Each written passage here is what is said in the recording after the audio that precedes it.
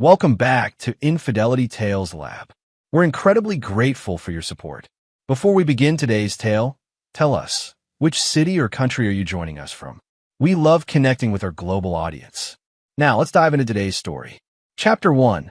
The Announcement.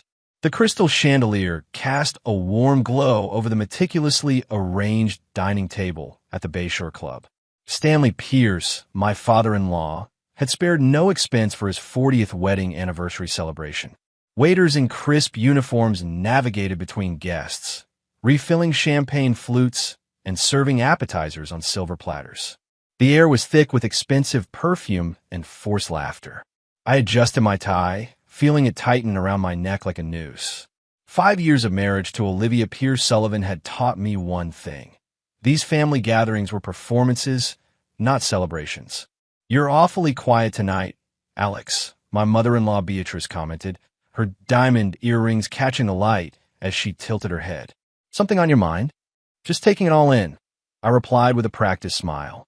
In truth, I was calculating how much longer I needed to stay before making a polite exit. My construction company was finalizing plans for a major development project, and the paperwork waiting on my desk held far more appeal than this gathering of Boston's self-proclaimed elite. Stanley clinked his knife against his glass, silencing the room. At 65, he still commanded attention. Steel gray hair perfectly coiffed, his posture military straight from his Navy days. "Beatrice and I want to thank everyone for celebrating this milestone with us," he announced, his voice carrying the distinctive accent of old Boston money. 40 years is a long time to put up with me." Polite laughter rippled through the crowd. My wife, Olivia, beamed beside me, her hand resting on my arm, a gesture of affection that felt rehearsed. We looked perfect together in photographs, she with her honey blonde hair and prep school pedigree, me with my dark features and the physique of someone who'd worked construction sites before owning them. "To mark this special occasion," Stanley continued, raising his glass higher, "we have an announcement. Next week, we're taking the entire family to our favorite place on Earth, Hawaii." Cheers erupted around the table. Olivia squeezed my arm, her eyes glittering with excitement. "The Pierce family tradition continues," Stanley proclaimed. 5 glorious days at Hanalei Bay." I found myself smiling genuinely for the first time that evening. Hawaii in September would be perfect. I could use the break after closing the Westlake project. "What time is our departure?"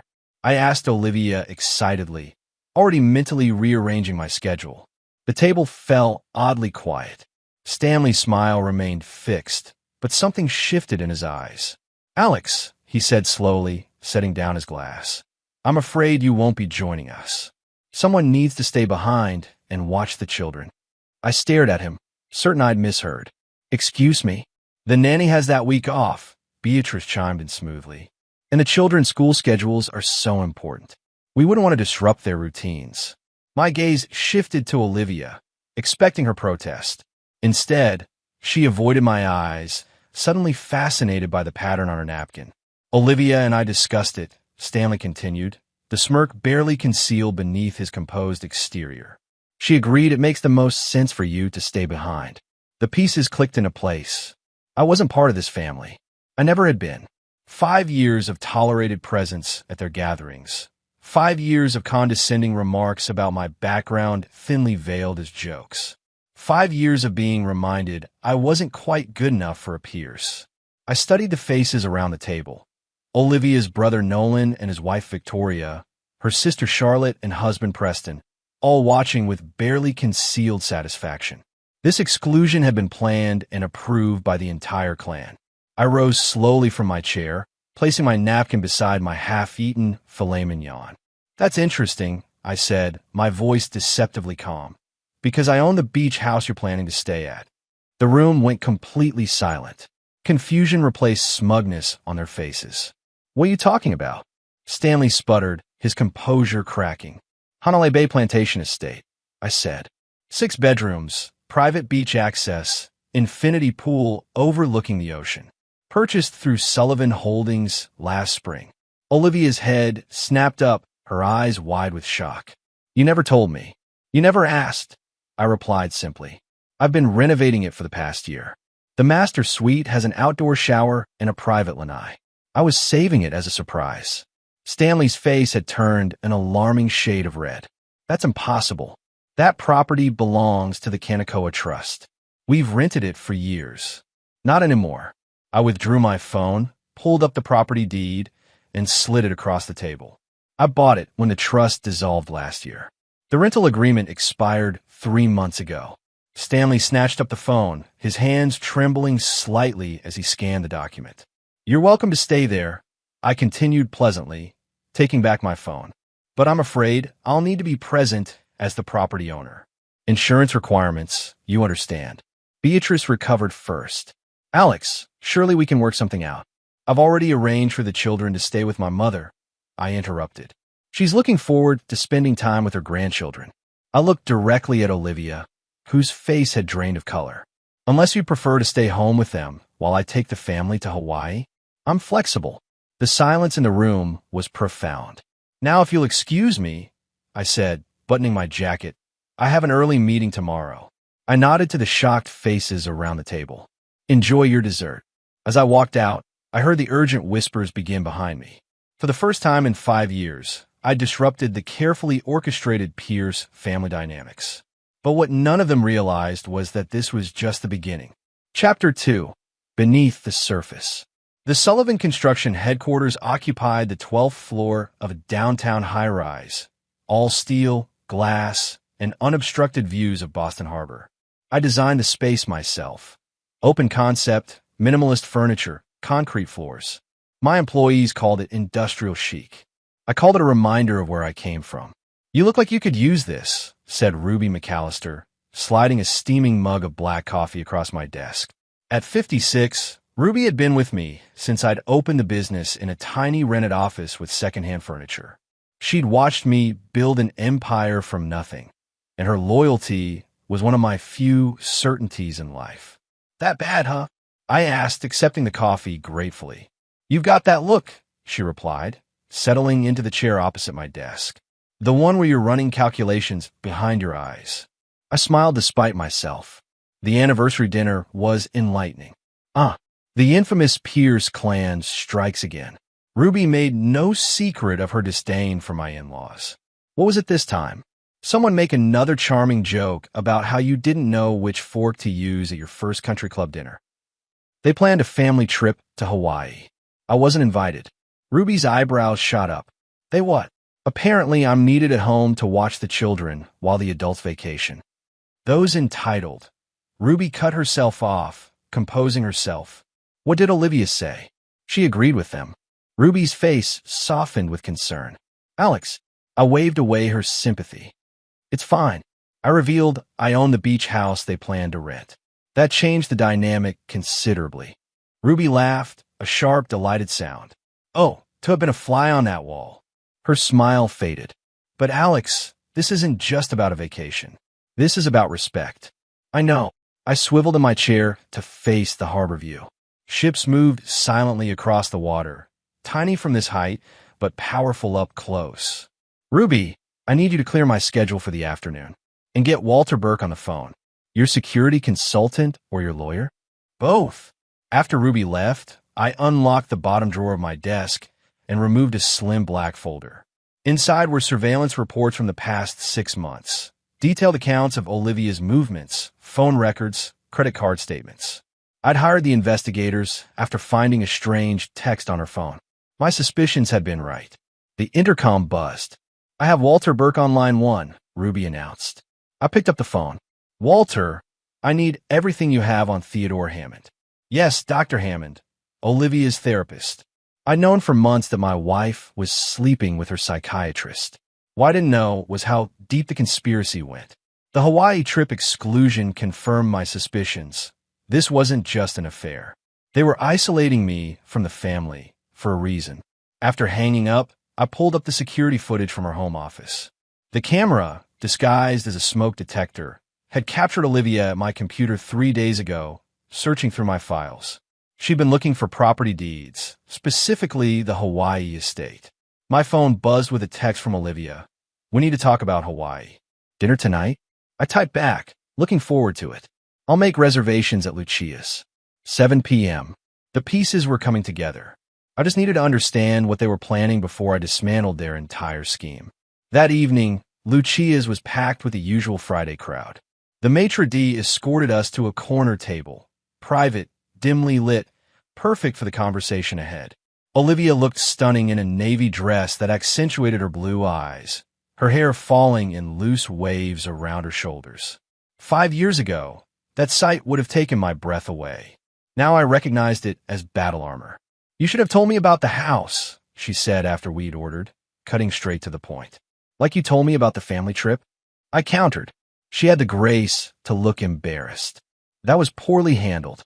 Dad sometimes makes decisions without consulting everyone, and you just go along with them." Olivia sighed, reaching for my hand across the table. I allowed the contact while noting how practiced the gesture seemed.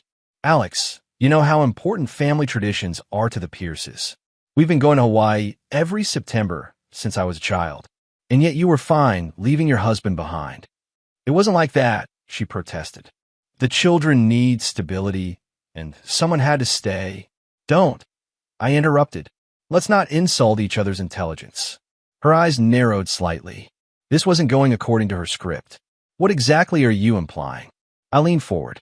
"I'm not implying anything. I'm stating a fact. Your family has never accepted me, and you've never stood up to them. Not once in 5 years. That's not fair, isn't it? Remember last Christmas when your father suggested I'd lucked into my success? Or when your mother remarked how interesting it was that someone from my background could adapt to their social circle? Where were your objections then?" Olivia's cheeks flushed. "You're being oversensitive. They've welcomed you. They've tolerated me." I corrected. "There's a difference." Our entrees arrived, momentarily pausing the conversation. Olivia used the interruption to regroup, her expression softening into the one she used when she wanted something. "Alex, let's not fight. I'm sorry about how the trip was announced. Of course you should come with us. It's your house, after all." She smiled, reaching for her wine glass. "Actually, I'm impressed you managed to acquire that property. Dad's been trying to buy it for years." "I know," I replied. The owner mentioned that when I made my offer. Confusion flickered across her face. "But how did you even know about it?" "We've never discussed." I pay attention, Olivia, to everything. Something in my tone made her hesitate, her smile faltering slightly. "Is there something else bothering you?" she asked carefully. "Why have you been meeting with Dr. Hammond outside your scheduled therapy sessions?" The color drained from her face. "What?" 3 meetings in the past month. Coffee at Westbridge Plaza, lunch at the Wellington, dinner at his house last Tuesday. Her shock quickly transformed into indignation. "You've been spying on me? Answer the question. I don't have to justify my friendships to you." "Friendships," I repeated. "Is that what you call it?" Olivia's hand trembled as she set down her wine glass. "Theo, Dr. Hammond, has become a friend. He's been helping me work through some personal issues." "In his bedroom?" She flinched as if I'd struck her. "You don't understand." "I understand perfectly," I said, my voice dangerously calm. "What I don't understand is what you're planning. Because this isn't just about an affair, is it? This is about something bigger." For a moment, genuine fear flashed in her eyes before she masked it with outrage. "I don't know what you're talking about," she said, gathering her purse. "And I won't sit here being accused of—" "Sit down," I said quietly. "We're not finished." Something in my expression made her comply. "The Hawaii trip is still on," I informed her. "We leave next Friday. Everyone's invited. You, your parents, Nolan, Charlotte, their spouses. One big happy family." Relief visibly washed over her. "So you forgive." I didn't say that. I signaled for the check. "Consider this your warning, Olivia. Whatever you and your family are planning, I'm 3 steps ahead. And unlike you, I don't make empty threats." "Alex, we'll discuss this further in Hawaii," I said, standing. "In the meantime, I suggest you think very carefully about your next move." As I walked away, I couldn't help but notice how quickly she reached for her phone. No doubt calling Dr. Hammond to report this unexpected development. Let them plot. They had no idea what was coming. Chapter 3. The Architect. My mother's home in Dorchester hadn't changed since my childhood. Small but immaculate, with the same faded floral curtains and family photos crowding every surface. The smell of coffee and cinnamon rolls greeted me as I entered without knocking, the way I always had. "There he is," Mom said, wiping her hands on a dish towel. At 62, Evelyn Sullivan still moved with the energy of someone decades younger, her Irish heritage evident in her quick wit and fierce loyalty. I bent to kiss her cheek. "Morning, Mom. You look tired," she observed, immediately pouring me coffee. "Those fancy in-laws running you ragged again." I smiled despite my mood. "Something like that."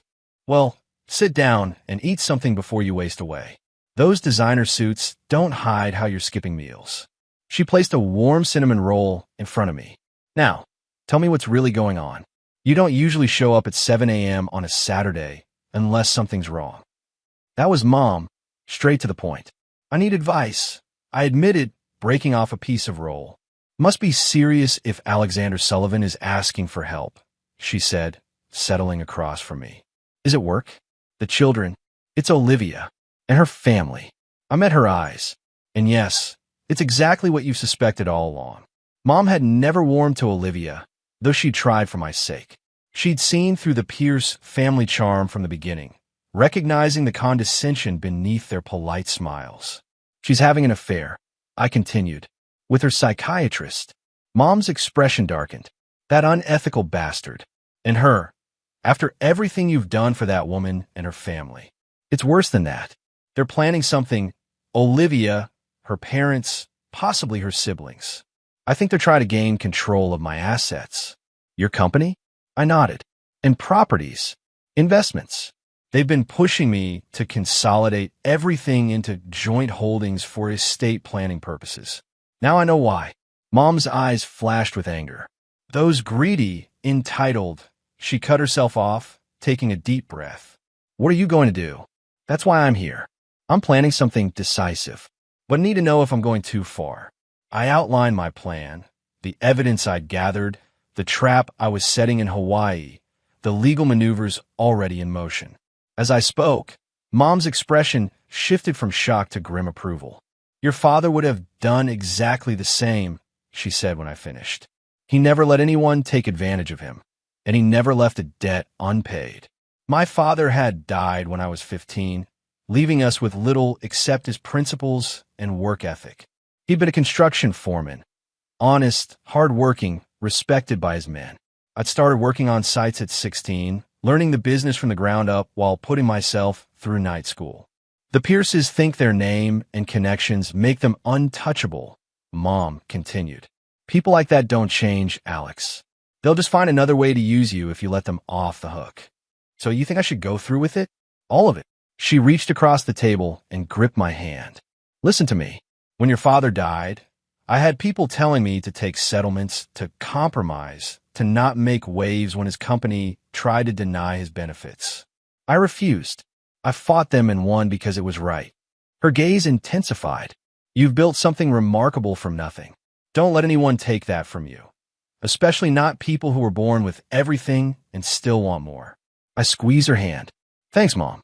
Just promise me one thing," she said. "Protect my grandchildren. They're innocent in all this." "Always," I promised. "They'll never want for anything." After breakfast, I made one more stop before heading to the office, a nondescript building in Cambridge housing Burke Security Consultants. Walter Burke, ex-military intelligence turned private security expert, was waiting in a sparse conference room. "The Hammond surveillance is complete," he said without preamble, sliding a folder across the table. "You were right about everything. I reviewed the documents, photographs, transcripts, financial records. My suspicions confirmed in black and white." "There's more," Walter continued. "Hammond has a pattern of inappropriate relationships with patients. We've identified 3 others in the past 5 years, all wealthy women going through personal crises." "What about the financial angle?" Walter nodded grimly. "Also confirmed. Hammond has been consulting with Stanley Pierce for months. They've had 7 meetings at the Pierce family office, all off the books. And we found this." He pushed forward a document, A draft agreement creating a family trust that would give Olivia's family significant control over Sullivan Holdings in the event of my incapacitation. Incapacitation, I repeated. That's where Hammond comes in. Precisely. As your wife's psychiatrist, his professional assessment would carry weight, especially if he could demonstrate you were experiencing mental health issues. The piece is locked into place. They're setting me up to be declared incompetent. That would be my assessment, Walter agreed. The Hawaii trip was likely intended to proceed without you, so they could finalize details without your knowledge. I stood, gathering the documents. Implement the full security protocol for the Hawaii property. I want everything in place before we arrive. Consider it done, Walter replied. And Alex? These people are playing a dangerous game. Be careful. I smiled coldly. Oh, I'm not the one who needs to be careful. As I left, I made one final call to Meera Patel, my personal attorney, who had started her career prosecuting fraud cases before entering private practice. Meera, it's Alex Sullivan. I need to execute plan checkmate immediately. All the safeguards we discussed, she asked, her voice crisp and professional. Every last one, I confirmed, and add the Hammond contingency we discussed. Consider it done. The documents will be ready for your signature by end of day. I ended the call and looked out at the Boston skyline, a city where I'd fought for every inch of success against those who thought I didn't belong in their world. The Pierces and Dr. Hammond were about to learn a painful lesson. They'd chosen the wrong man to betray. Hawaii wasn't going to be the vacation they expected. It was going to be a reckoning. Chapter 4, Paradise Lost. Hanalei Bay stretched before us like a postcard come to life. Crystal clear waters fading from turquoise to deep blue, mountains draped in mist rising dramatically in the background. Our charter jet had landed in Lihue an hour earlier, and now the Sullivan Pierce entourage was making its way up the private drive to the estate. I watched through the SUV's tinted windows as Olivia's face lit up at the sight of the house. The renovation had transformed the already impressive property into something truly spectacular.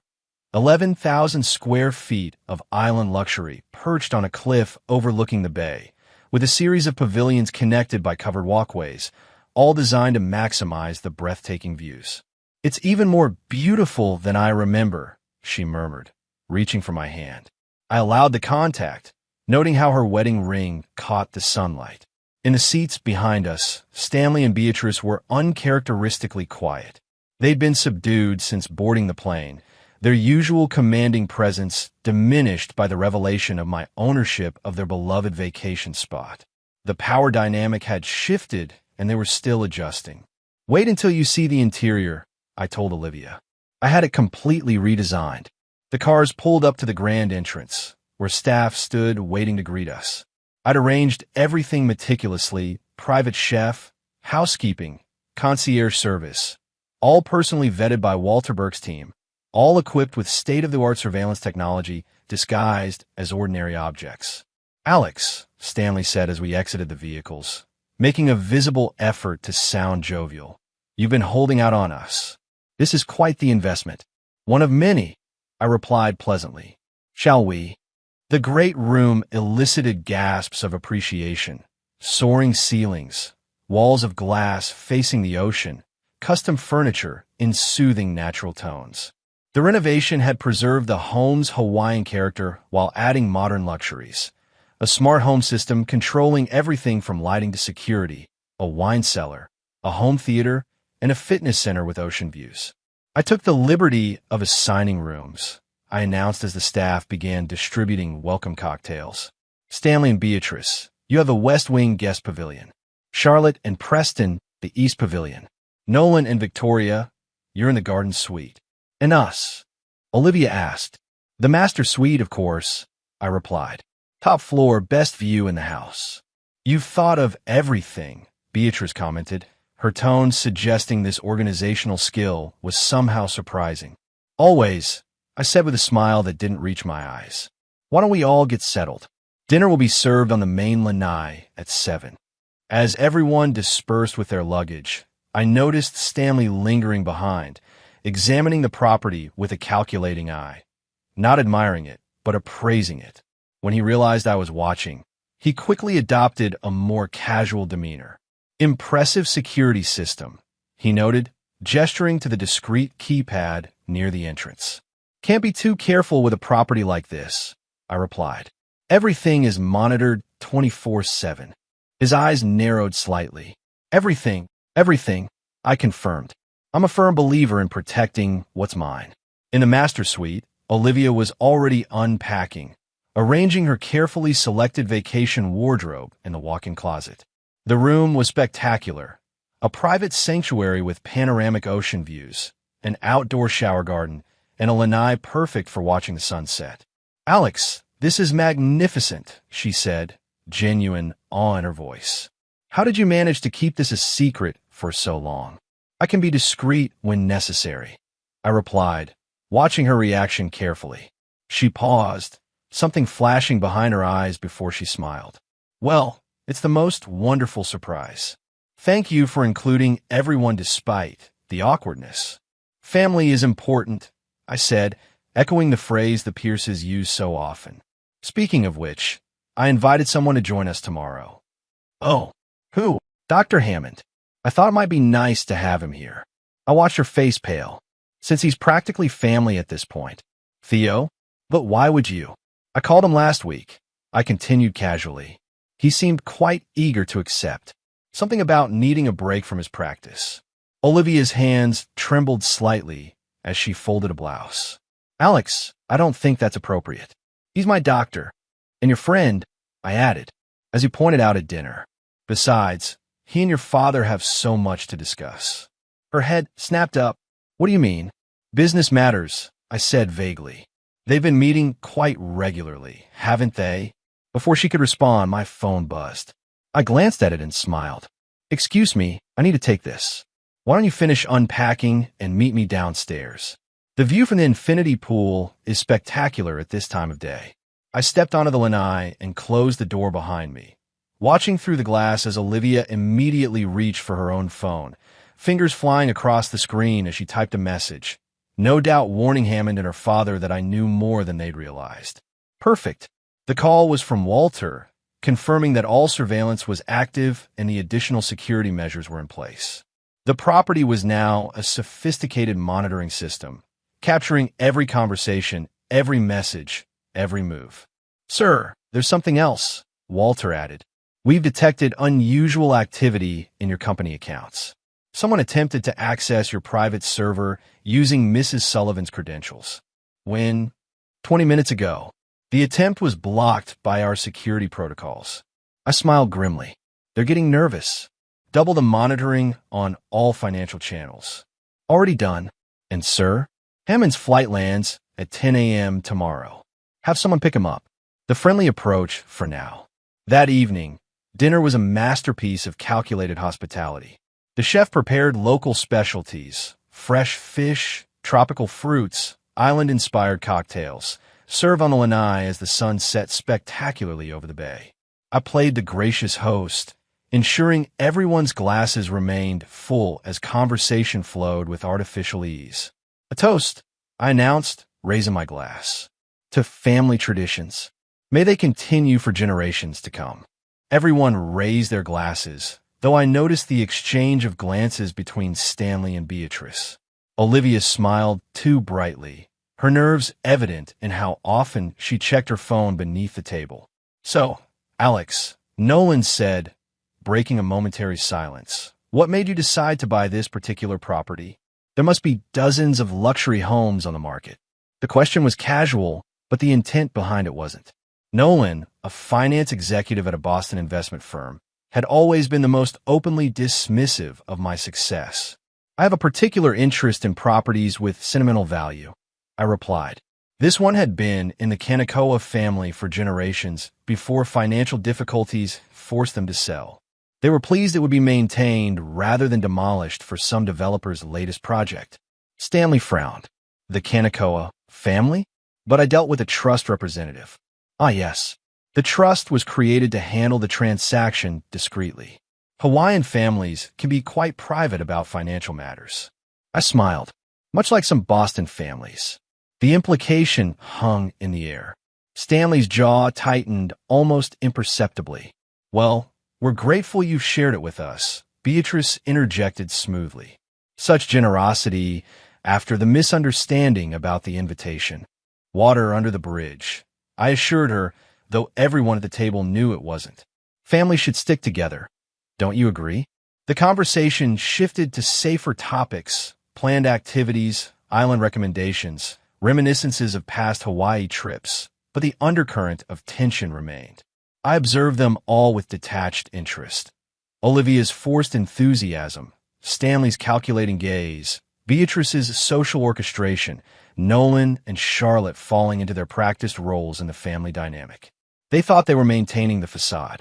They had no idea I could see right through it. After dinner, I suggested everyone enjoy the home theater or relax in the hot tub. As they dispersed, I caught Stanley heading toward his room. "Stanley," I called a moment. He turned, composing his features into a neutral expression. "Of course, Alex." We walked to the edge of the property, where the infinity pool seemed to merge with the ocean below. The night was perfect, warm breeze, stars emerging in the darkening sky, waves crashing against the cliffs. "Beautiful spot you've found here," Stanley commented, accepting the scotch I offered. "Must have cost a pretty penny." "I can afford it," I replied simply. He nodded, swirling his drink. "You've done well for yourself. Built quite an empire." "From nothing," I added, as he liked to remind everyone. He had the grace to look uncomfortable. "Perhaps I've been less than appreciative of your accomplishments. Perhaps. The truth is, Alex, I've always been protective of Olivia. She's my youngest, my princess. When she married you, when she married below her station, you mean?" Stanley sighed. "You have to understand, the Pierces have certain traditions, expectations." "I understand perfectly," I interrupted. "I've understood for 5 years. What I don't understand is why you've been meeting with Dr. Hammond to discuss my company's finances." The glass in Stanley's hand stilled. "I don't know what you're talking about." 7 meetings at your family office in the past 3 months. No official record, no appointment in your calendar. Just the two of you discussing how to transfer control of Sullivan Holdings to the Pierce Family Trust. His face hardened. "You've been spying on me. I prefer to call it due diligence. A good businessman always protects his interests. Whatever you think you know, I know everything," I said calmly. "Every meeting, every call, every draft document. The only question is why. Why go to such lengths? My company is successful, but hardly the empire you suggest." Stanley stared out at the ocean, calculation visible behind his eyes. "You're mistaken," he said finally. "Hammond and I were discussing Olivia's treatment. Doctor-patient confidentiality. Don't insult my intelligence," I cut in coldly.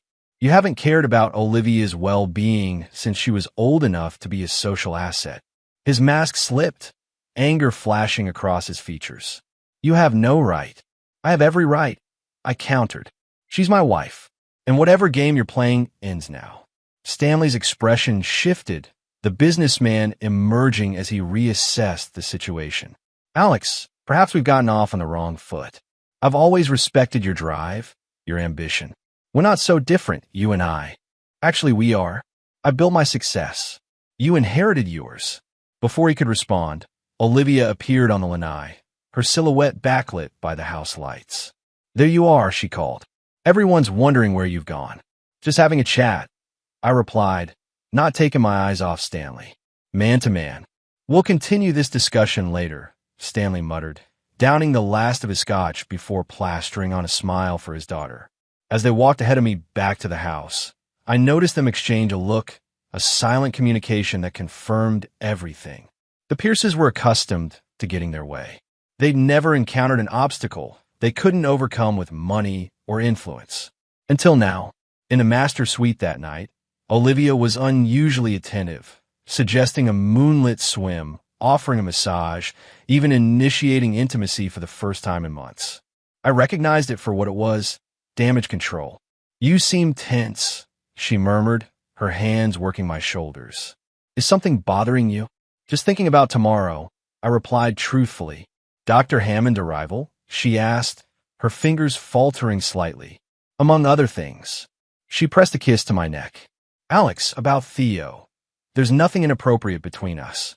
He's been helping me with some personal issues. I'm sure he has. What does that mean? I turned to face her. It means I'm looking forward to having him here. It's time we all got to know each other better, don't you think? Uncertainty flickered in her eyes. Of course. Later, as she slept beside me, I slipped from the bed and moved silently to the hidden panel in the closet. Behind it was a small office space I'd built during the renovation, a command center with monitors showing feeds from throughout the property. On one screen, Stanley Pierce was in his room, speaking urgently on his phone. With a keystroke, I activated the audio. Getting suspicious, Stanley was saying. He knows about the meetings? No, I don't know how much he knows. Hammond arrives tomorrow. Yes, we'll proceed as planned. Just make sure everything is in place on your end. I switched to another feed, Olivia's phone screen as she typed a message, thinking I was asleep. He knows something. Be careful what you say when you arrive. We need to move quickly. The recipient, Dr. Theodore Hammond. I closed the panel and returned to bed, careful not to wake Olivia. Everything was unfolding exactly as I'd anticipated. Tomorrow would bring Dr. Hammond and the next phase of my plan. The trap was set. All that remained was for them to walk into it. Chapter 5. The Therapist. Dr. Theodore Hammond arrived precisely at noon, striding into the great room with the confidence of someone accustomed to commanding attention. Tall, silver-haired, with the practiced smile and calculated warmth of a man who made his living manipulating emotions, he looked every inch the distinguished psychiatrist. Alex, he greeted me, extending his hand. What a magnificent property. Thank you for including me in this family gathering. I shook his hand firmly. The pleasure is mine, Dr. Hammond. Or may I call you Theodore? Theo, please, he insisted. We're all friends here. Friends. The word hung between us, heavy with irony. Indeed we are, I agreed, noticing how his eyes darted briefly to Olivia, who stood nervously by the windows. Let me show you to your room. You'll be in the guest house, private but still close to the main house. I thought you might appreciate the solitude after your busy practice. How thoughtful, he replied, following me out to the separate structure nestled among tropical gardens. Though I'm happy to be part of the family activities. Oh, I'm counting on it, I assured him. We have a lot to discuss. The guest house was actually a sophisticated monitoring station disguised as luxurious accommodation. Every word, every gesture would be recorded and analyzed. Walter's team had installed the most advanced surveillance equipment available, ensuring nothing escaped our notice. The view is breathtaking, Hammond remarked as we entered. One could get used to this lifestyle. Many have tried, I said, watching him closely. Few succeed. A flicker of discomfort crossed his face before his professional mask slipped back into place. Well, I'm grateful for the opportunity to experience it, however briefly. Lunch will be served in an hour, I informed him. I've arranged for everyone to dine together on the main lanai. Perfect, he said, setting down his leather weekend bag. I look forward to it. As I left him to settle in, I activated the monitoring system from my phone, watching as Hammond immediately pulled out his own device and typed a message. The system captured it instantly. I've arrived. Sullivan seems normal, perhaps overly accommodating. Proceeding with caution. Lunch was an exercise in theater, everyone playing their assigned roles with varying degrees of skill. Hammond seamlessly integrated himself into the group, displaying the charm and conversational agility that had no doubt served him well in building his practice among Boston's elite. So, Theo, I said as dessert was served, tell us about your practice. You specialize in high-profile clients, I understand. He dabbed his mouth with a napkin. I wouldn't characterize them that way. I simply help people navigate difficult periods in their lives. Success often brings its own unique pressures. Indeed it does, I agreed. And how did you and Olivia meet?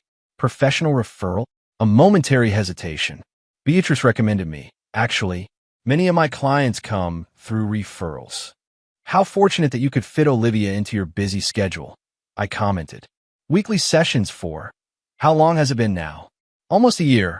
Olivia interjected quickly. Theo has been enormously helpful with my anxiety issues. And your private consultations have been equally beneficial, I assume. The table fell silent. Hammond's smile remained fixed, but his eyes hardened slightly. I'm not sure what you mean, he said carefully. The meetings outside your office, I clarified. Coffee shops, restaurants, your home. Very generous of you to extend such personalized care. Olivia's hand trembled as she set down her water glass. Alex, I told you. Those were friendly catch-ups. Theo and I discovered we have common interests in art and literature. How fascinating, I replied. And do you extend this cultural fellowship to all your patients, Dr. Hammond? Or is Olivia special? Stanley cleared his throat. Alex, this hardly seems appropriate lunch conversation. On the contrary, I countered. I find professional ethics extremely appropriate for discussion. Don't you agree, Dr. Hammond?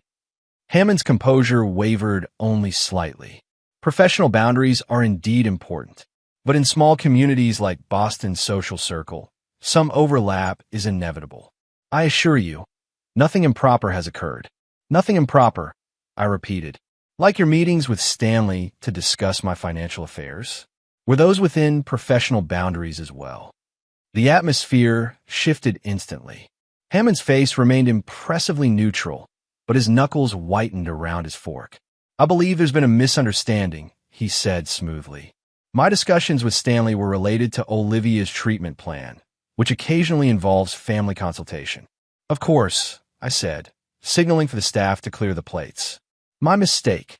The tension lingered as lunch concluded. As everyone dispersed for afternoon activities, Hammond approached me, his professional demeanor firmly in place. Alex, I sense you have concerns about my relationship with your family, he began. Perhaps we should discuss them privately. I smiled. Excellent suggestion. Why don't we meet in my study in an hour? I have some business calls to make first. I look forward to clearing the air, he replied, the picture of reasonable accommodation. In the study, another room thoroughly wired for surveillance. I watched the monitors as Hammond met briefly with Stanley in the garden, their conversation just beyond the range of conventional eavesdropping. Fortunately, Walter's team had deployed directional microphones capable of isolating their voices. He knows something, Stanley was saying, his back to the house. But not everything. We need to accelerate the plan. Hammond nodded. I've brought the preliminary evaluation.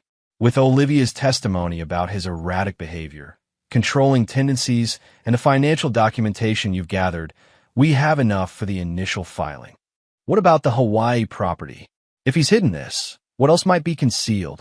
That's why timing is crucial, Hammond replied. Once we have temporary control of his affairs, we can conduct a thorough investigation of all his holdings. And if he fights it, Hammond's smile was cold. That would only strengthen our case about his mental state. Don't worry, Stanley. I've handled more difficult patients than Alexander Sullivan. I switched off the monitor as a knock sounded at the study door. Come in, I called. Hammond entered, the consummate professional in linen slacks and a casual button-down that probably cost more than most people's entire wardrobes. Thank you for making time for this conversation, he said, taking the seat I indicated.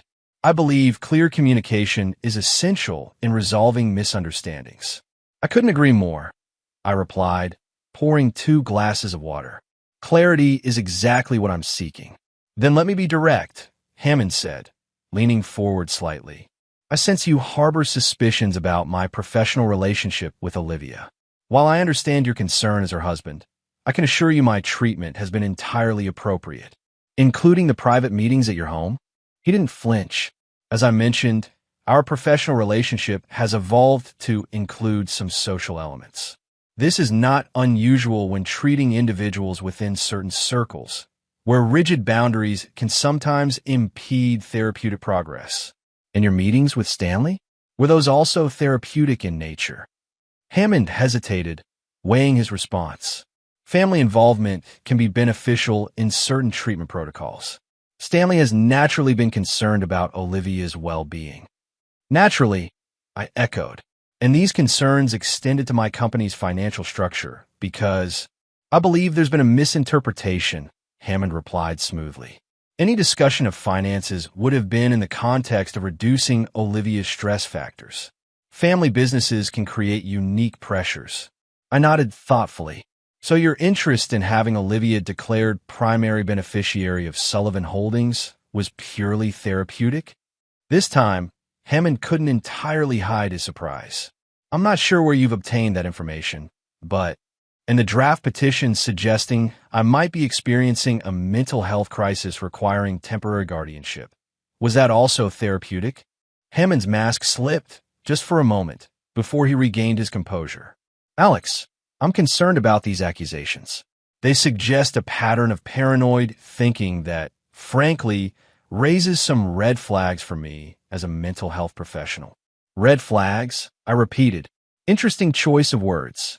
Perhaps we should discuss these concerns with Olivia present, Hammond suggested, shifting strategies. As your wife, as my wife, I interrupted, she's been quite busy. Meeting with you, accessing my private files, discussing with her father how to gain control of my company. Hammond's expression hardened.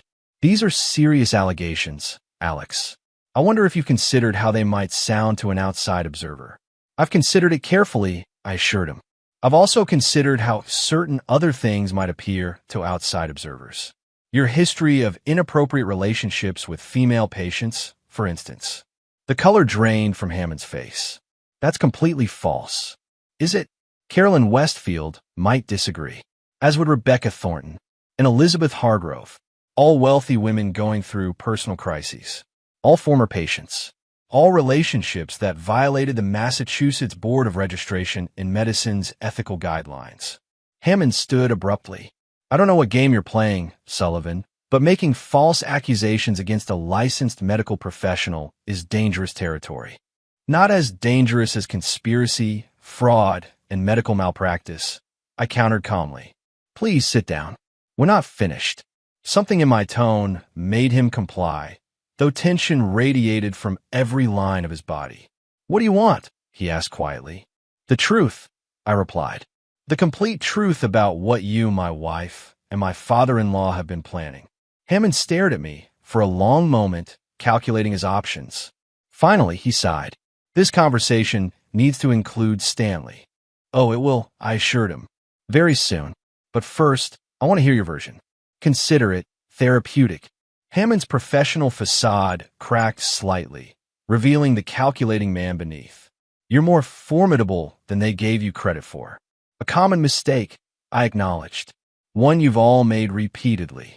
Before Hammond could respond, my phone buzzed with an alert from the security system. On the small screen, I could see Olivia entering Hammond's guest house, looking around furtively before beginning to search through his belongings. Excuse me a moment, I said, rising. Help yourself to a drink. This might take longer than anticipated. I left Hammond in the study and made my way quietly to the guest house. Through the window, I could see Olivia frantically searching through Hammond's luggage, finally extracting a leather portfolio which she began to examine. I entered silently. Finding what you're looking for? She gasped, the portfolio falling to the floor, papers spilling across the hardwood. Alex, I was just looking for the psychological evaluation Hammond prepared to have me declared incompetent. I finished for her, bending to pick up one of the documents. Interesting reading. Her face paled. It's not what it looks like. It's exactly what it looks like, I corrected her. The question is why? Why go to such elaborate lengths? My company is successful, but hardly in the same league as Pierce Investments. Olivia's shock gave way to a flash of the ruthlessness I'd always suspected lay beneath her polished exterior. You really don't know, do you? Enlighten me. She laughed bitterly. The Sullivan Construction Land Portfolio. The properties you've been quietly acquiring for years. Dad realized what you were doing before you even married me. Understanding dawned. The North Shore Developments. 3,000 acres of prime coastal real estate, she confirmed. Land you purchased piece by piece through shell companies while everyone else was focusing on the city. Land that's now worth billions with a new transit extension approval. So marry me was what? An investment strategy? Something like regret flickered in her eyes. It wasn't supposed to be. I did care for you, Alex. But when Dad realized what you were building, he couldn't resist. I finished. The great Stanley Pierce, outmaneuvered by a construction worker's son from Dorchester. It's business, she said simply. Nothing personal. Seducing your psychiatrist to help declare your husband mentally incompetent seems fairly personal. Olivia flinched. Theo approached me. He's worked with Dad before on similar matters. And you went along with it. All of you, plotting, manipulating, betraying. What are you going to do? She asked, fear finally breaking through her composure. I smiled coldly. Join me in the great room in 30 minutes. Bring your parents and Dr. Hammond. It's time we all had an honest conversation. As she hurried from the guest house, I collected the scattered documents, the fabricated psychological evaluation, the draft court petition, the proposed guardianship arrangement that would give the Pierces control of everything I'd built. Each page documented their betrayal in meticulous detail. Everything was proceeding exactly as planned. Now it was time for the final act. Chapter 6, The Reckoning. The great room had fallen silent as I concluded my presentation. On the large screen behind me, documentation of the conspiracy against me was displayed in damning detail. Surveillance photographs, recorded conversations, financial records, the fraudulent medical evaluation prepared by Hammond. Stanley Pierce sat rigid in his chair, his face flushed with anger. Beside him, Beatrice maintained her composure through years of social training, though her hands trembled slightly in her lap. Hammond had abandoned his professional demeanor entirely, while Olivia stared at the floor, unable to meet my gaze. So, I said into the silence, to summarize, you've conspired to have me declared mentally incompetent in order to gain control of my assets, particularly my land holdings. You've fabricated evidence, violated ethical guidelines, committed fraud, and betrayed every principle of family loyalty in the process. You can't prove any of this, Stanley finally said, though his voice lacked conviction. I just did, I replied calmly. Everything you've seen is admissible in court. Every conversation has been legally recorded, every document authenticated. My security team has been building this case for months. Hammond leaned forward. Alex, I urge you to consider the impact of these accusations. No one needs to be hurt here. Save your manipulations for your patients. Doctor, I cut him off. Though I doubt you'll have many left after the Massachusetts Medical Board reviews my evidence. What do you want? Stanley demanded. Money? A larger stake in Pierce Investments.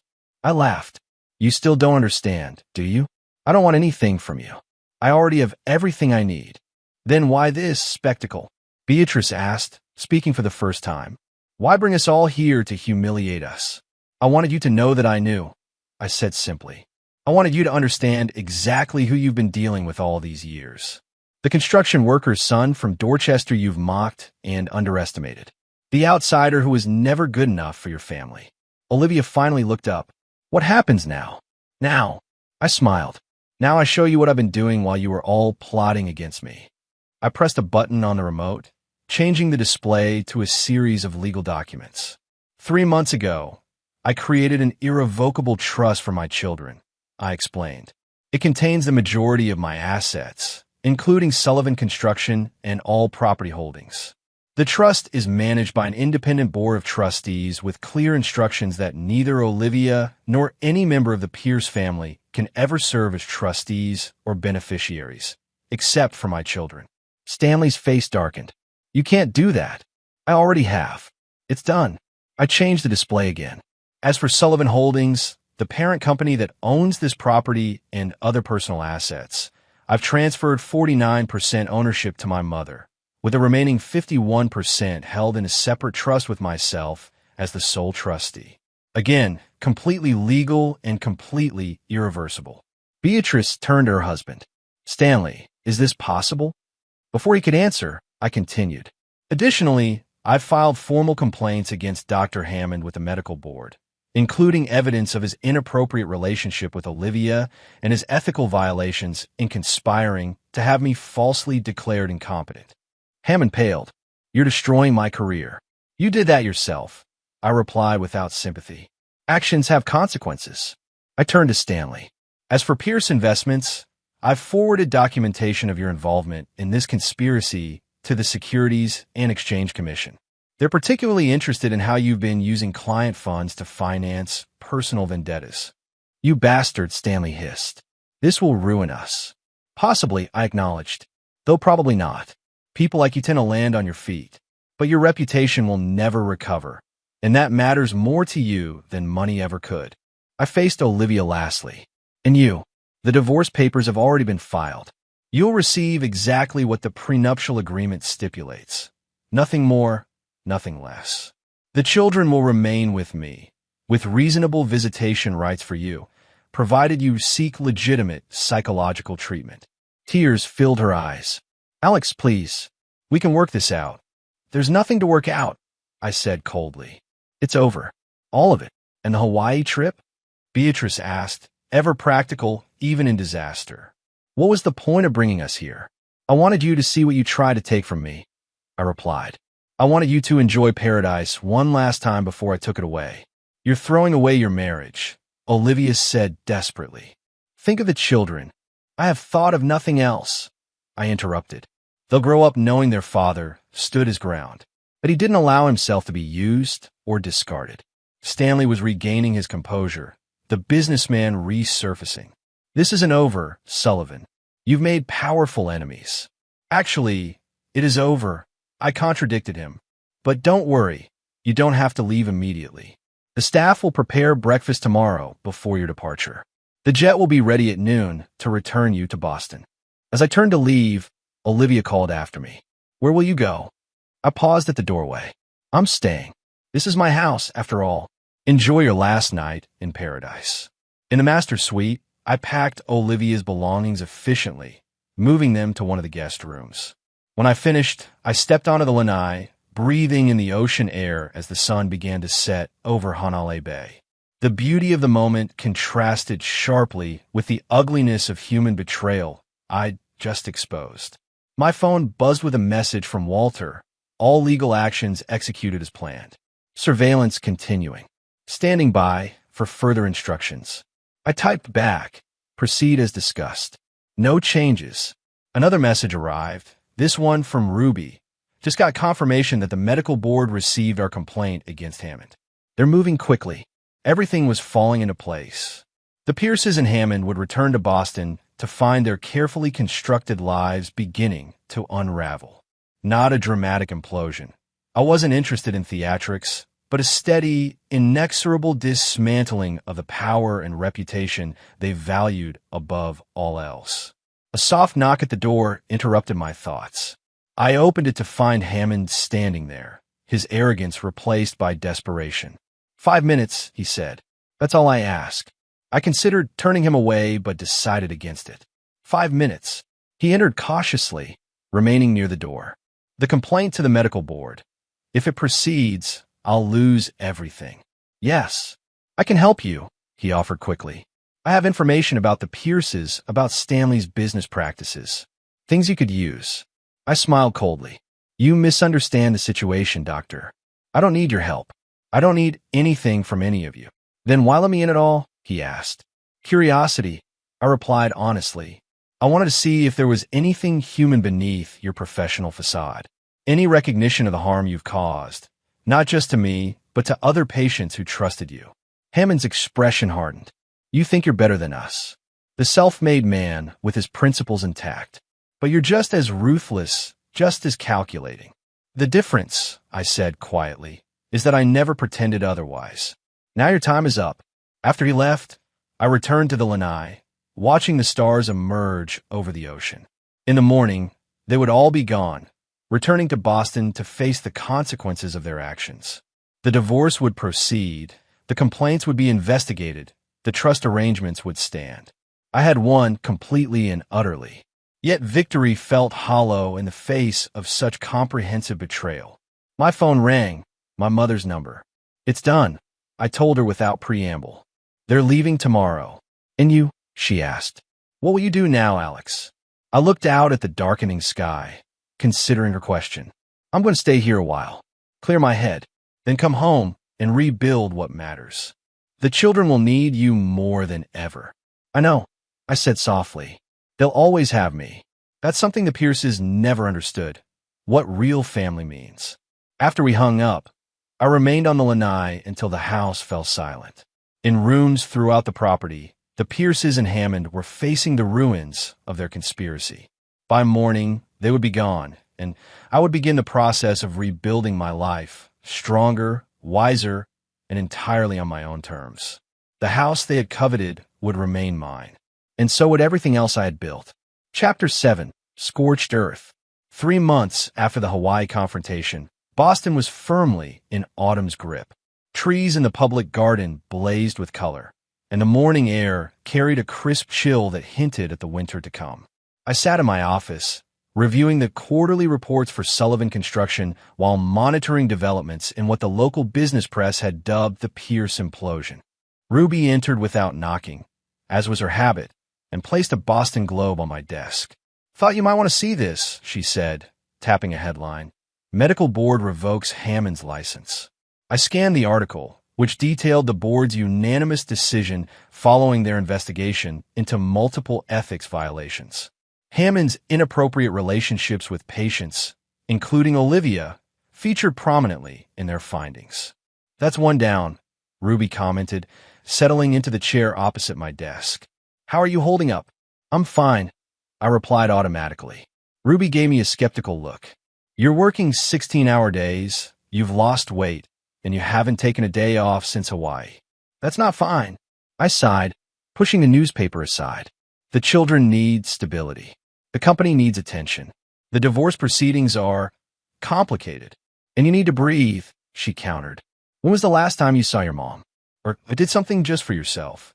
Before I could answer, my phone buzzed with a message from Meera Patel. "Pierce Investments stock down 18% today following SEC announcement. Formal investigation proceeding." The SEC is moving forward with their investigation into Pierce Investments, I told Ruby. Stanley's board is meeting today to discuss his leave of absence. Ruby smiled grimly. "Couldn't happen to a nicer guy. What about your father-in-law? I mean, soon-to-be ex-father-in-law." "The divorce should be finalized within weeks. Olivia's lawyers are still fighting the prenup, but it's airtight." My assistant appeared in the doorway. "Mr. Sullivan, your mother is here." I checked my watch, surprised. "Send her in." Mom entered with her characteristic energy, kissing my cheek before settling on the couch by the window. At my nod, Ruby excused herself, closing the door behind her. "This is unexpected," I said. "Is everything all right with the children?" "The children are fine, at school where they belong," Mom replied. "I'm here about you." I suppressed a sigh. "Ruby called you." Ruby didn't need to call me. I have eyes. "You're running yourself into the ground, Alex." "I'm handling it." "You're punishing yourself," she corrected. "For what? Not seeing through Olivia sooner? Trusting people who didn't deserve it?" I turned to look out at the harbor, avoiding her perceptive gaze. "I missed the signs. For years. What kind of businessman doesn't see a conspiracy happening in his own home?" "A human one," Mom said simply. "You wanted to believe in your marriage, in your family. That's not weakness, Alex. It's decency." My phone buzzed again. Another message from Meera. Olivia's legal team requesting meeting to discuss settlement. They're backing down on custody demands. "They're breaking," I told Mom, showing her the message. "The Pierces, Hammond, Olivia, they're all facing the consequences." "And is that making you happy?" Mom asked quietly. The question caught me off guard. Happy? No. Satisfied, maybe. There's a difference between justice and vengeance, Alex. One heals. The other. They try to take everything from me. I interrupted. My company, my properties, my children. They would have destroyed me without a second thought. And now you've destroyed them, Mom pointed out. Stanley's career is in ruins. Hammond will never practice again. Olivia's reputation in her social circle is shattered. When does it end? I turned back to my desk, shuffling papers unnecessarily. Well, I'm sure they can never hurt us again. Mom was silent for a moment, studying me with the insight that had always been slightly unnerving. This isn't about them anymore, she finally said. It's about you not knowing how to stop fighting. That's not. Your father was the same way, she continued. Always ready for the next battle, always looking for threats. It served him well in business, but it cost him in life. By the time he realized what he was missing, it was too late. The comparison stung. I'm protecting what we've built, protecting the children. The children need their father, Mom said gently. Not just his protection, his presence. His joy. Before I could respond, my assistant buzzed again. Mr. Sullivan, Mr. Pierce is in the lobby. He doesn't have an appointment, but he's insisting on seeing you. I exchanged surprised looks with my mother. Stanley Pierce. Yes, sir. He says it's urgent. Send him up. I turned to Mom. This should be interesting. Do you want me to leave? She asked. I shook my head. No. Stay. A few minutes later, Stanley Pierce entered my office, a diminished version of the imperious figure he'd once been. His expensive suit hung loosely on his frame, and new lines had etched themselves into his face. The events of the past months had aged him visibly. Sullivan, he acknowledged with a nod. His gaze shifted to my mother. Mrs. Sullivan, what do you want, Stanley? I asked without preamble. He remained standing, declining the chair I didn't offer. The SEC investigation has expanded. They're looking into transactions going back 15 years. I'm aware. The board has asked for my resignation, he continued, a muscle twitching in his jaw. 50 years building Pierce Investments, and it's over in 3 months. Again, what do you want? Stanley straightened, summoning his dignity. The North Shore Properties. Your land trust holds the key parcels needed for the Harrison Point development. Without them, Pierce Investments will collapse entirely. And I'm asking you to sell those parcels to the development consortium. Not for me, for the investors, the employees. There are 400 families who depend on Pierce Investments for their livelihoods. I studied him carefully, looking for the manipulation behind the request. Why would I help you after what you tried to do to me? Not for me, he repeated. For the innocent people caught in the crossfire. Your revenge against me is complete, Sullivan. You've won. But those employees had nothing to do with our conflict. Mom caught my eye, her expression thoughtful. I turned back to Stanley. The parcels aren't for sale, I said finally. But Sullivan Holdings might consider a joint venture arrangement. My company develops the properties. Pierce Investment handles the financing and sales. Stanley blinked, clearly not expecting this response. A joint venture? After everything. I'm a businessman first, I replied. The arrangement will be profitable for both companies. And yes, it would save those jobs you claim to care about. What's the catch? Stanley asked suspiciously. 2 conditions. First, you resign completely. No emeritus position, no consulting role. You walk away from Pierce Investments entirely. His face tightened. And the second? You tell me the truth. Right now, was Olivia ever genuinely invested in our marriage? Or was it all part of your plan from the beginning? The question hung in the air between us. Stanley seemed to age another decade before my eyes, his shoulders sagging slightly. It wasn't supposed to happen like this, he said finally. The marriage was genuine at first. Olivia did care for you. But when I realized what you were building with those land acquisitions, you saw an opportunity. I finished for him. I suggested using her position to gain insight into your business dealings, he admitted. The rest evolved. Hammond was my idea. The psychological evaluation, the competency challenge, that was all me. Olivia just followed along. Like she always has. Mom interjected, her voice hard. Stanley nodded reluctantly. She's her father's daughter. I taught her to value success above all else. Perhaps that was my greatest failure. For a moment, I glimpsed the man beneath the ambition, a father who had warped his daughter's character through his own flawed values. It didn't excuse what Olivia had done, but it helped explain it. I'll have my legal team draft the joint venture agreement, I said, turning back to my desk in dismissal. Meera Patel will contact Pierce Investments with the details. Thank you, Stanley said stiffly. Don't thank me, I replied. This isn't forgiveness. It's business. After Stanley left, Mom remained silent, watching me process the conversation. You're doing the right thing, she finally said. Those employees don't deserve to suffer for Stanley's actions. It's not about right or wrong, I insisted. The joint venture makes financial sense. Mom smiled knowingly. If you say so. Before she left, Mom extracted a promise from me to bring the children for Sunday dinner. And Alex, she added at the door, remember what I said. Justice heals. Vengeance consumes. After she left, I stared at the harbor for a long time, thinking about her words. The systematic dismantling of the Pierce's world had consumed my every waking hour for months. The joint venture with Pierce Investments was the first decision I'd made that wasn't driven purely by the desire to destroy them. My phone rang, Olivia's number. For a moment, I considered letting it go to voicemail, but something made me answer. "Alex," she said, sounding surprised I'd picked up. I didn't expect to reach you." "What do you want, Olivia?" She hesitated. "My father told me about your offer. The joint venture. It's a business decision," I said flatly.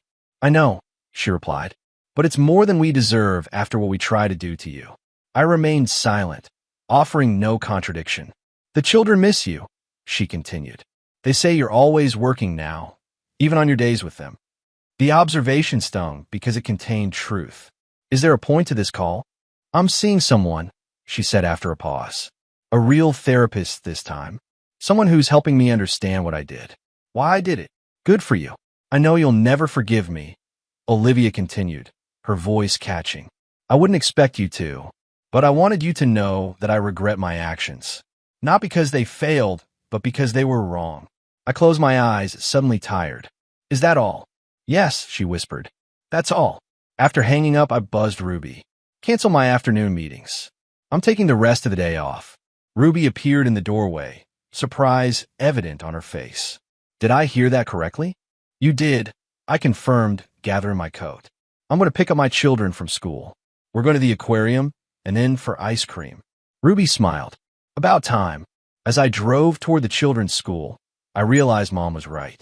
I've been so focused on destroying the Pierces that I've been neglecting what mattered most.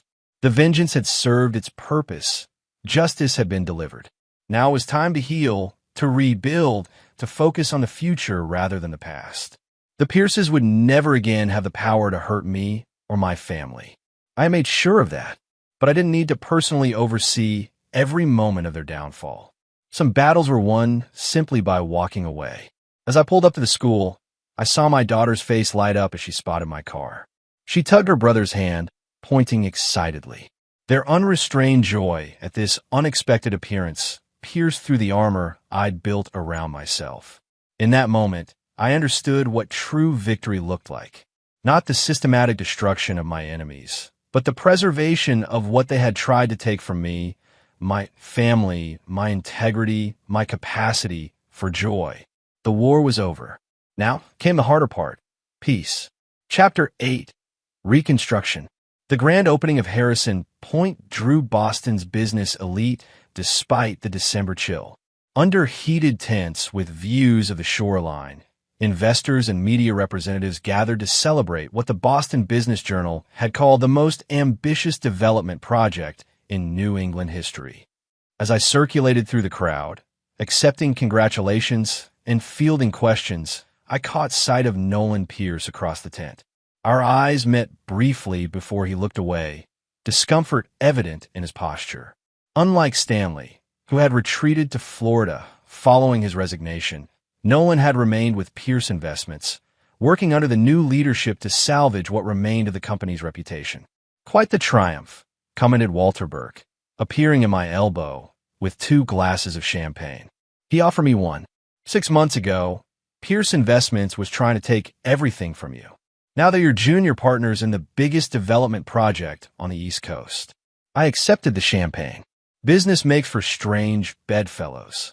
"Indeed," Walter agreed, though I noticed the elder Pierce is conspicuously absent.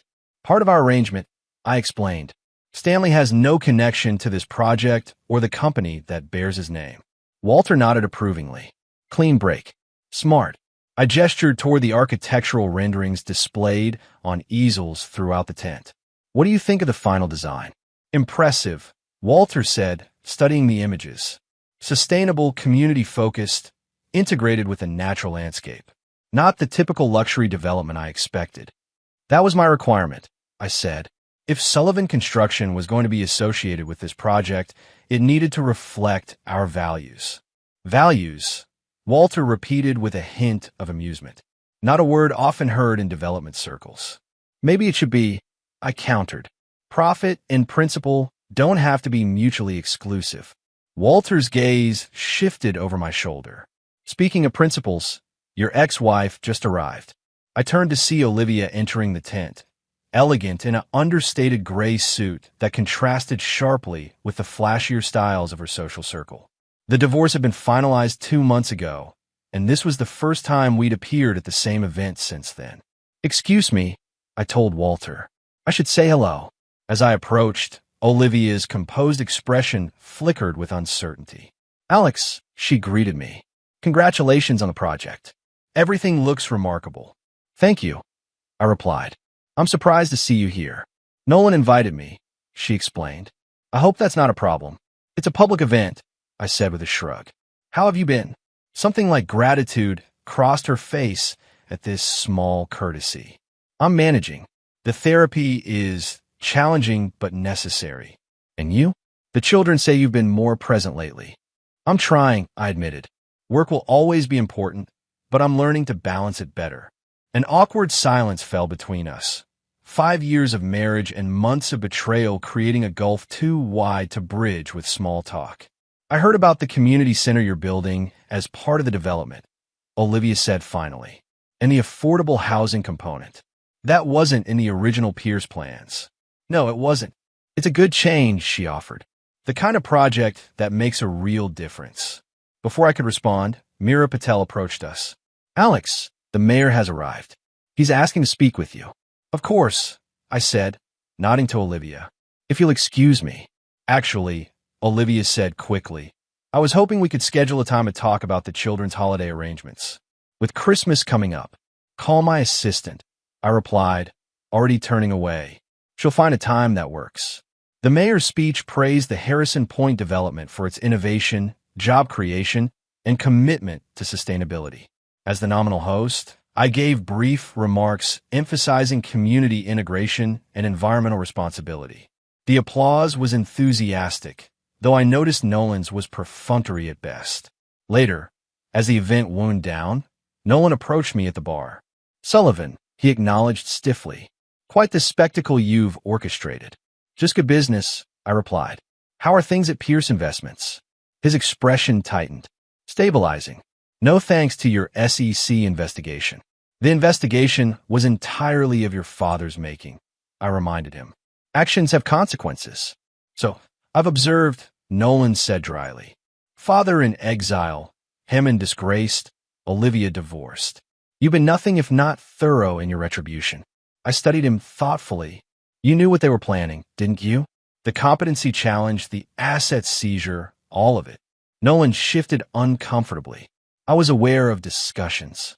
"And you said nothing? Did nothing? What was I supposed to do?" he demanded. "Betray my family? Like they betrayed me?" Nolan had no answer for that. After a moment, he sighed. "For what it's worth, I advised against it. Told them it would backfire."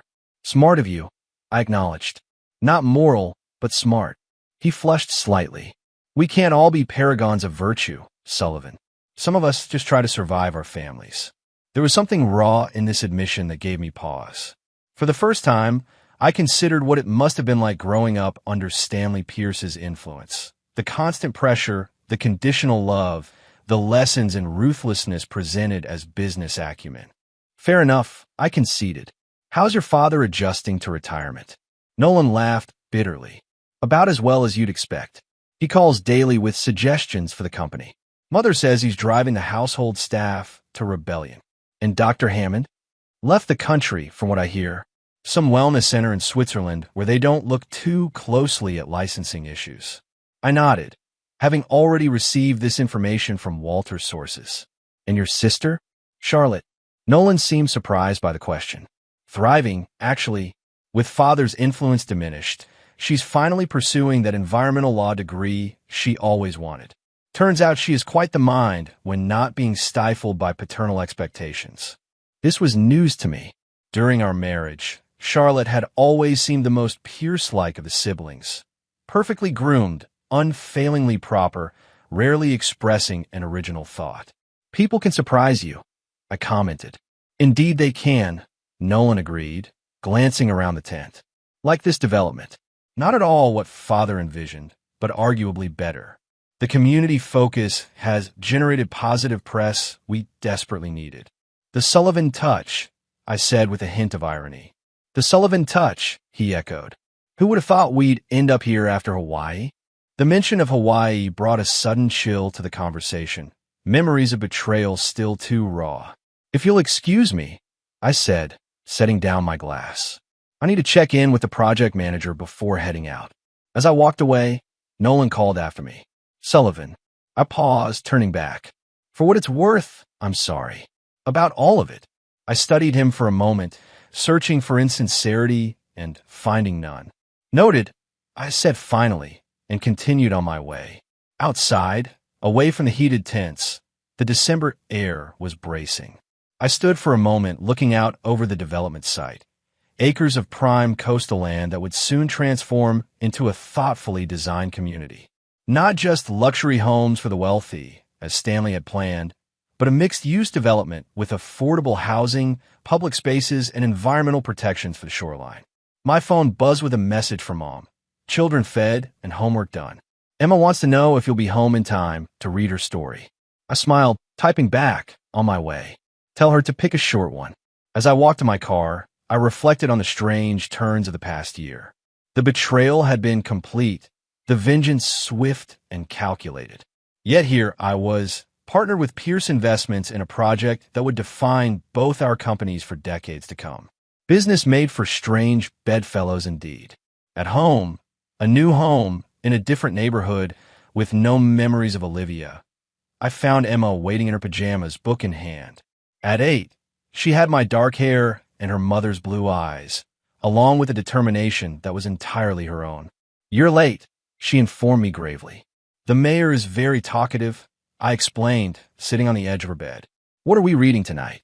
She handed me a worn copy of The Secret Garden, one of my childhood favorites that I'd passed down to her. We're at the part where Mary finds the key, she said, settling against her pillows. As I read, my son Michael appeared in the doorway, trying to look too grown up to join at 12, but unable to resist the story.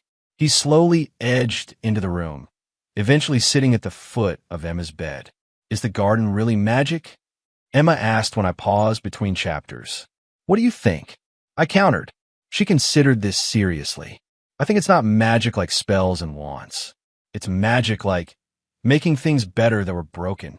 Out of the mouths of babes. I think you might be right, I told her. Sometimes the most powerful magic is just healing. After the children were asleep, I sat in my home office reviewing the Harrison Point contracts one last time. The joint venture with Pierce Investments had been structured to protect Sullivan Holdings completely. Ironclad agreements, clear boundaries, multiple safeguards. Walter and Mira had seen to that. Yet as I looked over the paperwork, I realized something had shifted in me. The relentless drive for protection, for advantage, had eased somewhat. Not disappeared. I wasn't naive enough for that, but tempered by other considerations. Community impact, environmental responsibility, legacy beyond profit. My phone buzzed with a message from Ruby, Hammond spotted in Geneva. Want me to update the file? I hesitated before responding. No need. Case closed. It was time to stop monitoring their every move, to release the vigilance that had consumed me for months. The Pierces and Hammond had been neutralized as threats. Continuing to track them served no purpose except to keep me tethered to the past. Emma's words echoed in my mind. Magic like making things better that were broken. Some breaks couldn't be repaired. My marriage was over, trust shattered beyond recovery. But other things, my relationship with my children, my sense of purpose, my capacity for something beyond vengeance, those could be mended. The house in Hawaii remained mine, a beautiful property I'd visited only once. Perhaps it was time to create new memories there, positive ones with my children. A place of healing rather than confrontation. I closed the contract files and opened my calendar instead, blocking off 2 weeks in February for a family trip to Hanalei Bay. The children would love the beach, the pool, the lush gardens. And I would begin the process of reclaiming that space from the shadow of betrayal. It wasn't forgiveness, some actions lay beyond that, but it was a step toward something new. A future not defined by the Pierces or their schemes, but by my own choices. As I prepared for bed, I found myself thinking of something my father had told me shortly before he died. Success isn't what you build, Alex. It's what you build that stands even when you're gone. The Harrison Point development would stand. Sullivan Construction would stand. Most importantly, my children would stand, hopefully stronger and wiser for having weathered this storm. That would be success enough. Chapter 9. Reclamation.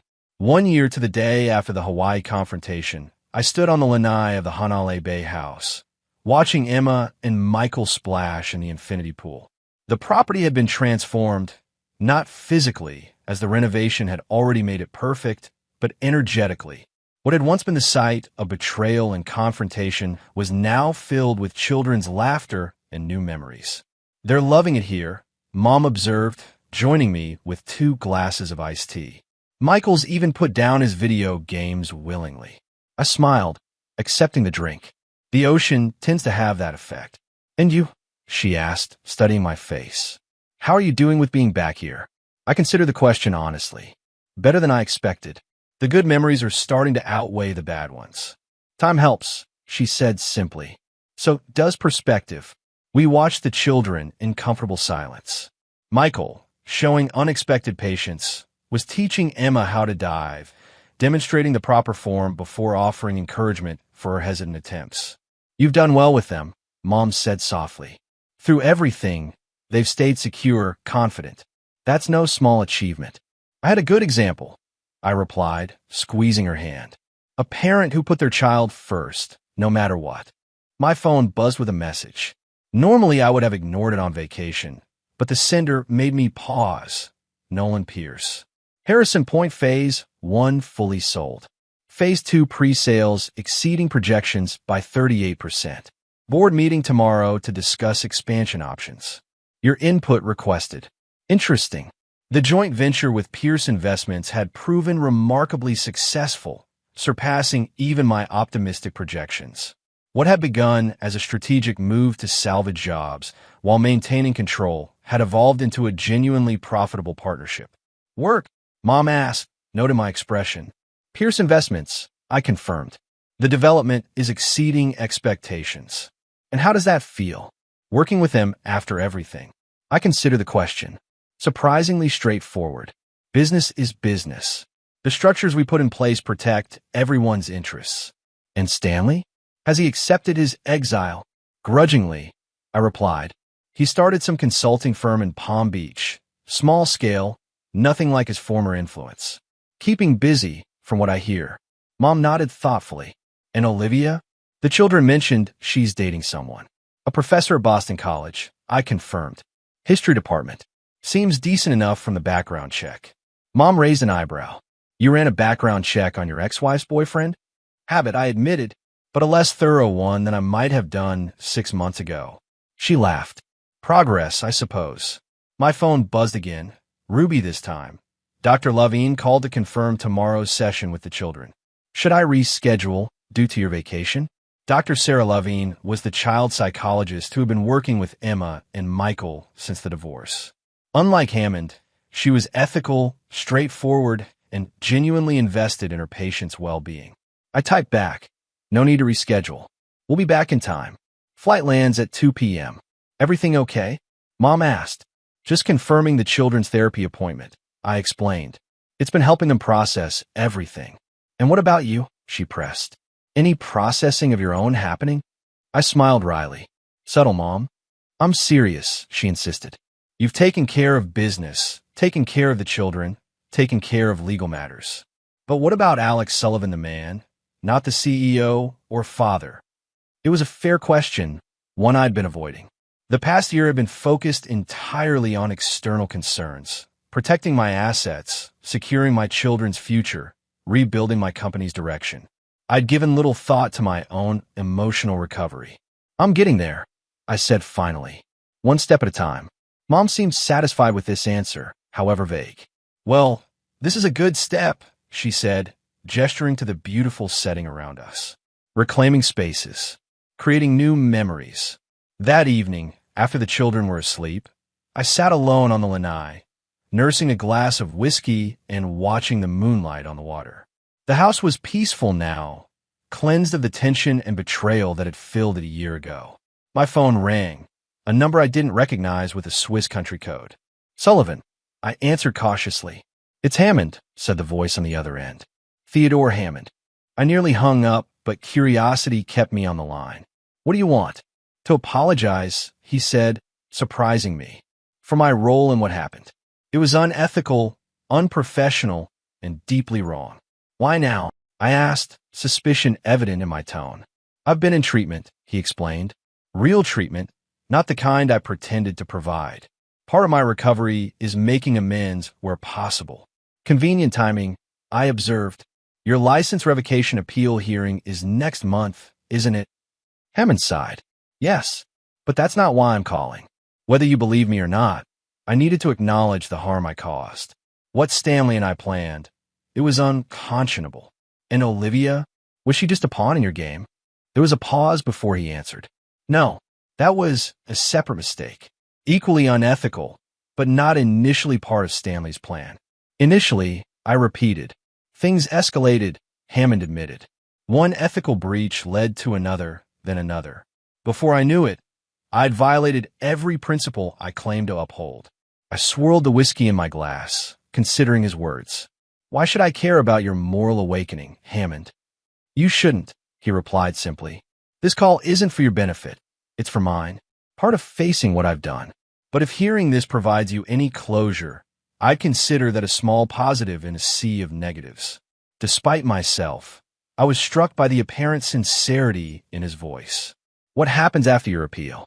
If it's denied, which seems likely, I'll continue teaching at a small clinic here in Geneva. Not as a doctor, but as someone with experience in how ethical failures develop. A cautionary tale, essentially. And if by some miracle it's granted, I wouldn't return to practice, he said firmly. That chapter is closed. I'd likely continue in education, but with a license that would allow me to properly supervise students. I found myself believing him, which was unexpected. Hammond, I have no interest in your redemption arc. But for what it's worth, recognizing your mistakes is a start. Thank you for taking my call, he said. I wasn't sure you would. Neither was I admitted before ending the call. The conversation left me unsettled, not because of any lingering anger toward Hammond, but because of my own unexpected capacity for something approaching understanding. Not forgiveness. The breach had been too severe for that, but a recognition of human fallibility, including my own.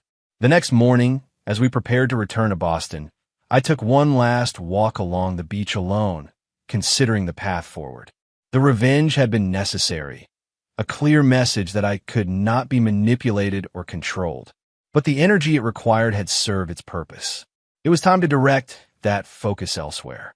On the flight home, while the children watched movies and Mom dozed, I drafted a new business plan for Sullivan Construction, one focused on sustainable development, community integration, and responsible growth. The kind of legacy that would outlast any personal vendetta. Back in Boston, life resumed its structured rhythm. Work, children, occasional social engagements with the small circle of friends I'd maintained through the divorce. The joint venture with Pierce Investments continued to thrive, though I maintained a professional distance from direct interaction with Nolan or the board. 3 weeks after our return, Ruby appeared in my office doorway with an unusual expression, something between confusion and curiosity. Olivia is here to see you, she announced. She doesn't have an appointment. I frowned. Did she say what it's about? Just that it's important and not related to the children. Intrigued despite myself, I nodded. Send her in. Olivia entered looking composed, but slightly nervous, dressed for her administrative role at a local arts foundation, a position she'd taken after the divorce, her first real job in years. Thank you for seeing me, she said, taking the seat I indicated. I know you're busy. What can I do for you, Olivia? She placed a folder on the desk between us. This arrived at my apartment yesterday. I thought you should see it. I opened the folder to find legal documents, a draft petition for an involuntary psychiatric evaluation, nearly identical to the one Hammond had prepared for me, but with Stanley Pierce's name as the subject. Where did you get this? I asked, scanning the contents. It was delivered anonymously, Olivia explained, but I suspect it came from my father's attorney. He and my mother have been fighting constantly since they moved to Florida. She's threatened divorce multiple times. I closed the folder. Why bring this to me? Olivia met my gaze directly. Because it's exactly what they try to do to you. And regardless of our history, I couldn't stand by and watch it happen again, even to my father. The irony was almost too perfect. Beatrice Pierce, using her husband's own tactics against him. What are you asking me to do about it? I inquired, genuinely curious. Nothing directly, Olivia replied. I've already warned my father. But I thought you should know that Beatrice approached Dr. Levine, the children's therapist, about testifying regarding Stanley's mental state. This was unexpected. Dr. Levine has never treated your father. Exactly. She refused immediately and reported the contact to the ethics board. But it shows how far my mother is willing to go. I pushed the folder back across the desk. While I appreciate the information, this isn't my concern. Your parents' marital issues are their own problem. Even if they try to drag our children's therapist into it, Olivia challenged. Even if it becomes the exact same scenario they orchestrated against you? She had a point. Dr. Levine's involvement with my children made this my business, however tangentially. I'll speak with Dr. Levine, I conceded. Ensure she's fully aware of the situation. Beyond that, your parents will have to sort out their own mess. Olivia nodded, seemingly satisfied with this response. Thank you. As she stood to leave, I found myself asking, why did you really come here, Olivia? You could have handled this with a phone call. She paused, considering her answer carefully. Because I wanted you to see that I've changed, that I recognize the patterns now, the manipulation, the ethical compromises, the ends justify the means thinking. It's how I was raised, but it's not who I want to be. For the children's sake, I hope that's true, I said. Not just for them, she replied. For myself, too. I don't expect forgiveness, Alex. What I did was unforgivable, but I'm trying to be better. After she left, I sat thinking about the cyclical nature of betrayal. Stanley, who had orchestrated a plot to have me declared incompetent, now faced the same threat from his own wife. The tactics he'd taught his family had come back to haunt him. There was a certain justice in it, though not one I'd orchestrated. That evening, I called Walter Burke with specific instructions. Ensured Dr. Levine had complete protection from any pressure the Pierces might apply, but otherwise stay out of their family drama. The battle I'd fought and won was over. I had no interest in watching them destroy each other. 6 months later, the headline appeared in the Boston Globe. Real Estate Mogul receives Urban Development Award. The article detailed Sullivan Construction's transformation of the Harrison Point project from a luxury development into a model of sustainable community design. The accompanying photo showed me accepting the award, flanked by my children and mother. In the background, barely visible, stood Nolan Pierce, now CEO of Pierce Investments and a continuing partner in the development. Stanley and Beatrice Pierce had indeed divorced, their mutual destruction playing out in Florida courts rather than Massachusetts ones. Hammond remained in Switzerland, his appeal denied, but his clinical teaching position apparently providing some measure of redemption. And Olivia had maintained her word, focusing on her relationship with the children while respecting the boundaries of our post-divorce arrangement. Her relationship with the history professor had developed into something seemingly stable and positive, which the children reported with cautious approval. As for me, the Hawaii house had become a regular vacation spot, no longer a symbol of betrayal, but simply a beautiful property where my children could experience the ocean and create happy memories. I'd even granted Olivia limited use of it during specified periods, a concession that surprised both of us but seemed right for the children's sake. The empire I'd built remained intact, stronger now for having weathered the attempt to dismantle it. The trust protecting my assets for the children was ironclad, the company thriving under leadership that balanced profit with principle, and my personal life slowly rebuilding with a newfound appreciation for transparency and genuine connection. The reckoning had been necessary, swift, calculated, and complete. But the reclamation